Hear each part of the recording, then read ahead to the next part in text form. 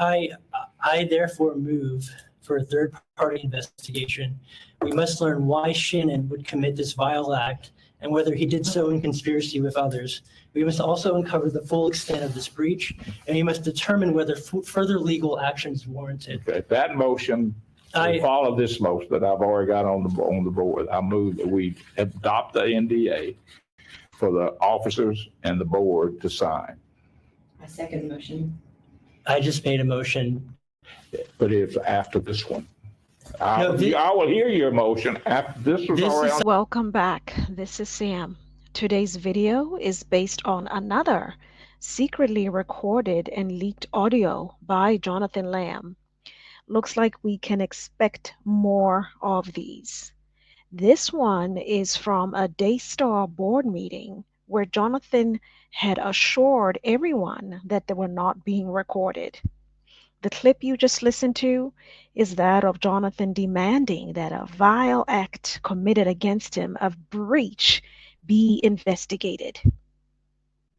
Before we look into this vile act, I have to say I listened to the entire hour hoping to get additional evidence to substantiate the alleged child sex abuse, the CSA, and there was no mention of it at all. I mean, zero and zilch. Okay, what is a breach? What is a vile act? What is this conspiracy that Jonathan was moving and requiring an investigation for? Well, it's a tracking device on Jonathan's car, he says. The problem is that it was not Jonathan's car. It was a Daystar car, Marcus Lamb's car, to be specific, that Joni had allowed Jonathan to drive after Marcus graduated to be with the Lord. It is looking more and more like the devil took opportunity through Jonathan and Susie to exploit the church's hurt and compassion. If this is true, then I genuinely feel sorry for their daughter. What a wicked scheme. What better way to get people on your side than to invoke an alleged child sexual abuse, then never substantiate it, but discuss everything else under the sun. We've heard about the divorce, we've heard about car trackings, we've heard about NDAs, nothing to substantiate the alleged CSA. In the following clip, you will hear Jonathan say to the Daystar Board that he is demanding a contract for him to assume the Daystar president in the event that Joni is unable to. You sent us a letter requesting some actions. Okay, number one, you requested a contract. Okay, and we're going to deal with these one at a time.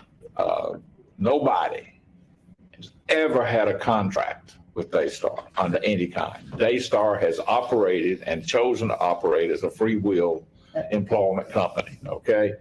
And we're going to continue, the board is going to continue to recommend and follow a free will employment company. So to deal with your contract request, there is no way that we could ever adhere to that request, okay? And of course, I would never even have a crazy idea to even have a contract, except that we were put into this position that we're in, where we were. Do you understand the potential position of the board? Threatened to be fired for not reading a card. Position of Daystar. So, given that there is insecurity related to, you could lose your okay, there has been no employment action for something as petty as that. There's been no action as far as employment or as far as your income is concerned. Right. For the call for the situation that that letter resolves. Right. So that letter is now that is resolved. Okay. Now, so one of the other things you asked to guaranteeing you the presidency, okay, of Daystar in your request. Well, that would be part of the contract, but that's already that now. We had a secession article sent out. Right. Okay. And you and your mother signed it. I did not. Okay, it's never been signed, so it's not in effect at all. In fact, Joan, if because of the circumstances you have, if you change your mind, you can withdraw your signature if you want to. Okay? But that is not in effect by any stretch of imagination. And my recommendation would be that we postpone that whole thing until a later date.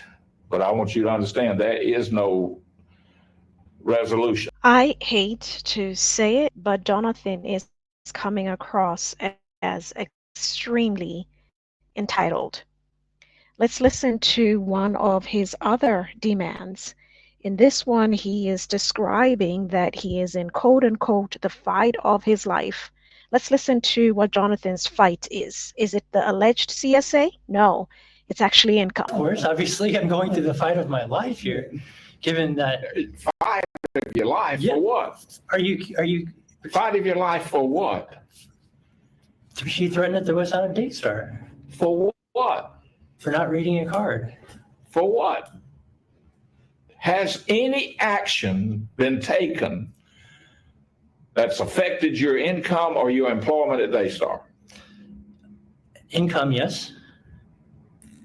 We get paid on every time we're on television. I'd like to say something about this income complaint. You know, Daystar not only employs Jonathan, it employs Susie and Susie's family. So Jonathan's in-laws. Susie's father works at Daystar. I believe he's over the prayer division. So not only is Jonathan requiring a contract to guarantee his presidency, he was given a car and he complained about the car being tracked. He and his in-laws have been given jobs and now he's complaining about those jobs. Let's listen to another one of Jonathan's complaints. Her decision to marry a man who was divorced That and is got not the remarried issue. created this issue that we're in. Okay. And that's what people are expressing their displeasure about because they know the word of God. Jesus said in Matthew 19:9, whoever divorces his wife and marries another commits adultery. That was Jesus's words. We either believe that or we don't. Jonathan, we've all talked about. So- we talked to you. That's about- what created the problem. We talked to you about, that what's done has been done. Right. You're going to be able to serve. You got to put But- it in your back pocket. And we Of gotta course, but you control can't it. prevent people from expressing their displeasure towards the marriage because that's the truth. But you know what? If they choose to do that, they can. But what we're She saying is. can't just stick her head in the sand and imagine that people aren't going to disagree with her marriage. I'm not even sure what we're talking about anymore. People expressed displeasure because of an alleged CSA that was hidden by Daystar. And we are not getting closer to the conversation. In fact, we are getting further and further away from it.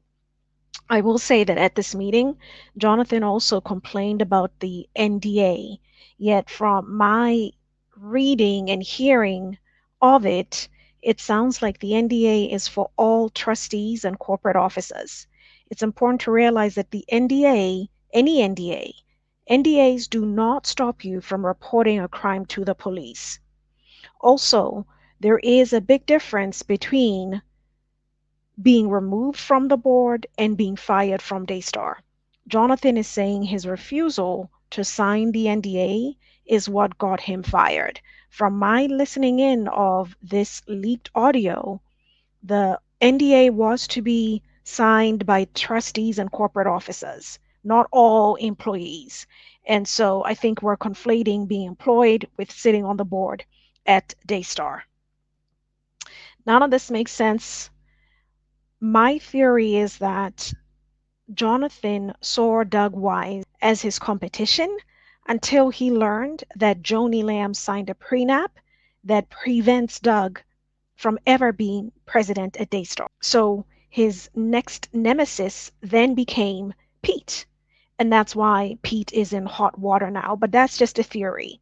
Right or wrong, I honestly think that it might be good for Jonathan to be removed from the bubble, to take this sabbatical, for him to enter the real world and learn how to be independent and gainfully employed to support his family outside of his father and mother's accomplishments. I do feel that his sense of entitlement is a little too high. May the Lord bless Jonathan to be gainfully employed. It's always good for a man to go out there and work so that the Lord may bless the work of his hands. Thank you for listening in. I know this is unpopular. Make sure to share, subscribe, like, and comment. Let's get the truth out there.